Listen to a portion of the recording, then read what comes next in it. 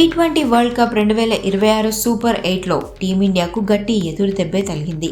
అహ్మదాబాద్ వేదికగా జరిగిన మ్యాచ్లో సౌత్ ఆఫ్రికా 76 పరుగుల భారీ తేడాతో భారత్ను చిత్తు చేసింది. ఈ ఓటమిపై కెప్టెన్ సూర్యకుమార్ యాదవ్ షాకింగ్ నిజాలను వెల్లడించారు.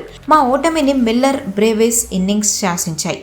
కేవలం 21 పరుగులకే 3 వికెట్లు తీసి మేం అద్భుతంగా ఆరంభించాం. కానీ 7 నుంచి 15 ఓవర్ల మధ్య సౌత్ ఆఫ్రికా బ్యాటర్లు గేర్ మార్చి మ్యాచ్ను మా నుంచి లాగేసుకున్నారని ఆవేదన వ్యక్తం చేశాడు. 187 పరుగుల భారీ లక్ష్యాన్ని ఛేదించే క్రమంలో పవర్ ప్లేలో వరుసగా వికెట్లు కోల్పోవడంతో కోలుకోని దెబ్బ తగిలిందని సూర్య ఒప్పుకున్నాడు.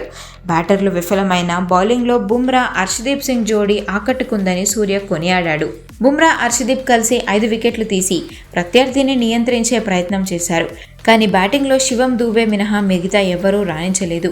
ఇషాన్ కిషన్, అభిషేక్ శర్మ, తిలక్ వర్మ వంటి యంగ్ ప్లేయర్స్ కూడా నిరాశపరిచారు. సౌత్ ఆఫ్రికా బౌలర్ అయిన మార్కో 4 వికెట్లతో, కేశవ్ మహారాజ్ 3 వికెట్లతో భారత్ పతనాన్ని శాసించారు. అయితే ఈ ఓటమి నుంచి గుణపాఠాలు నేర్చుకుందామని సూర్య ధీమా వ్యక్తం చేస్తున్నాడు. జింబాబ్వేతో జరగబోయే తదుపరి మ్యాచ్లో మా శైలిని మార్చుకోం, స్వేచ్ఛగా ఆడి బలంగా పుంజుకుంటామని కెప్టెన్ స్పష్టం చేశాడు. ఆచి చికెన్ మసాలా